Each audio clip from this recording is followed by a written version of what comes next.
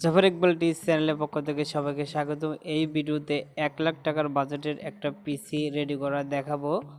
So ভিডিওটি শুরু করার আগে আমার চ্যানেলটি সাবস্ক্রাইব করবেন এবং ভিডিওতে লাইক কমেন্ট শেয়ার করবেন। যে মাদারবোর্ডটি দেখতে পাচ্ছেন এটা আসুসের টাফ গেমিং সিরিজের B560M প্লাস মাদারবোর্ডটি। সো মাদারবোর্ডটির প্রাইস 16,000 টাকা। মাদারবোর্ডটির এক্সট্রা সুবিধা হলো মাদারবোর্ডটির সাথে ওয়াইফাই আছে। সো এক্সট্রা ওয়াইফাই ডিভাইস লাগবে না ওয়াইফাই কানেক্ট করার জন্য। এবং মাদারবোর্ডটিতে তিনটা র্যাম স্লট রয়েছে, তিনটা র্যাম ইউজ করতে পারবেন। এবং মাদারবোর্ডটিতে NVMe M.2 SSD স্লট আছে, NVMe SSD ইউজ করতে পারবেন। এবং মাদারবোর্ডটিতে HDMI পোর্ট এবং ভিডিও পোর্ট আছে। মাদারবোর্ডটি 3 বছরের ওয়ারেন্টি পাওয়া যাবে। Intel Core i5 11 generation processor, এটাতে ম্যাক্সিমাম 128 GB পর্যন্ত র্যাম ইউজ করতে পারবেন। এটার প্রাইস 15,000 টাকা। এবং এই পিসিতে ব্যবহার করা হয়েছে আসুসের 4GB GTX 1050 গ্রাফিক্স কার্ড, যার প্রাইস 29,000 টাকা।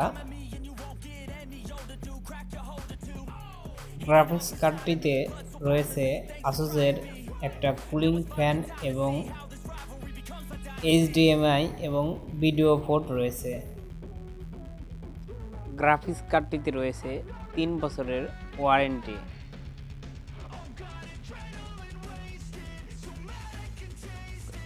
Corsair DDR4 3200 ওয়াটসের র্যাম ব্যবহার করা হয়েছে, যার প্রাইস 3200 টাকা এবং 2 বছরের ওয়ারেন্টি।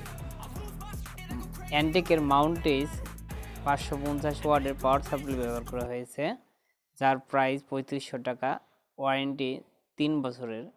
এবং এইচপির 250 GB NVMe M.2 SSD card ব্যবহার করা হয়েছে, যার প্রাইস 3500 টাকা, ওয়ারেন্টি 3 বছরের ওয়ারেন্টি।